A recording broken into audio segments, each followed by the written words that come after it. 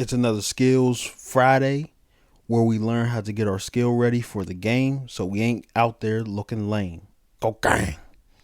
Make sure you subscribe to the channel, like and comment to our content. We are here to help you turn from cheese to the macaroni and cheese, man.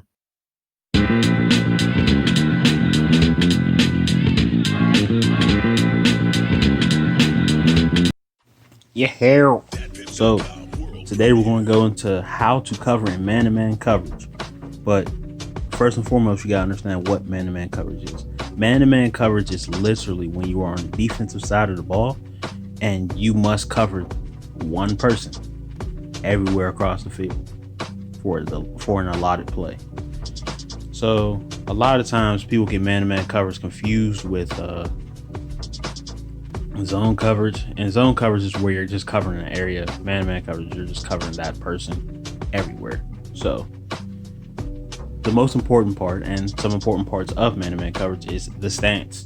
In press coverage, where you are right close to the person, where you are ready to jam the person, where you're very close to the receiver, you want to be bent at the hips and square to the defender. So you want to be in good football position, bend at the hips, bend at the knees, squatted up, good football position, but you don't want to be offset. You want to be square to the defender because you don't know whether he's going right or left. A lot of times in advanced coverages, and different coaches will tell you different things. Like I remember in high school, they told me a lot of times, and Little League, they told me a lot of, okay, get an inside shade so he doesn't go across field. Yeah, that's good, but if you're in the slot, you don't want them, you kind of want to give them the inside. You don't want them to go outside because there's more real estate outside. It's just weird, and it depends on the coverage. So I'm just going to tell you to stay square to the defender. Do not give him the middle order. Just stay square. Also, next point, the focus. You got to keep your eyes on their midsection. And if you're on off-man coverage, but if you're on in-man coverage, if you're on a press coverage, you have to watch his chest. Watch their chest before the snap.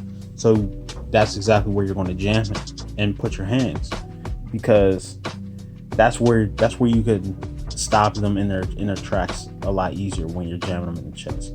You're keeping your eyes on the midsection off-man coverage because their midsection isn't going to lie. Like they can't fake like their stomach's going one way and then run the other way.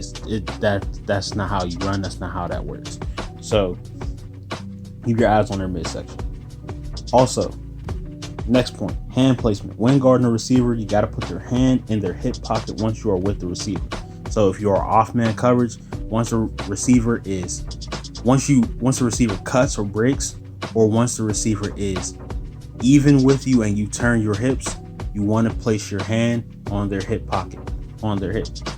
This will allow you to follow the receiver wherever he goes, because once you're in their hip pocket, it's tough for them to run away from you. And the next point, and it's finishing the play. Finishing the play, you gotta watch for the eyes. So like usually, a lot of times in football games, you guys can't hear it on but like if you're watching a game, a lot of times coaches will scream ball. If they scream ball, or you notice the receiver's eyes getting big once you're running with them with your hands on their hip pocket, once their eyes are getting big, their eyes don't lie, man. A receiver can't stop his eyes from getting big when the ball's coming near, because that's how you catch the ball. If you can't see the ball, you're not going to catch it. So once them eyes get big, that's when you turn to. That's simple. And you find the ball. But if you're not good at tracking the ball, find their arms and hit their arms. A lot of times young D-backs get confused with looking for the ball, and they're not good they don't really have the receiver covered. Their hands is on their hip, but they're a little behind, or they're more worried about the play, and it's like you're not there yet. You ain't got all your badges yet. So it's like you got to make sure that you hit their arms instead. Find their arms and hit their arms. Stop them from catching the ball. So once the ball even thinks about hitting their arms, hit their arms. Simple. They won't catch the ball. It's hard to catch the ball with your arms hit. Check this video out on the screen if you want to be mean on that green, or real on that field, or extort on that court. The No Baller Left Behind Act supports this video. You feel me?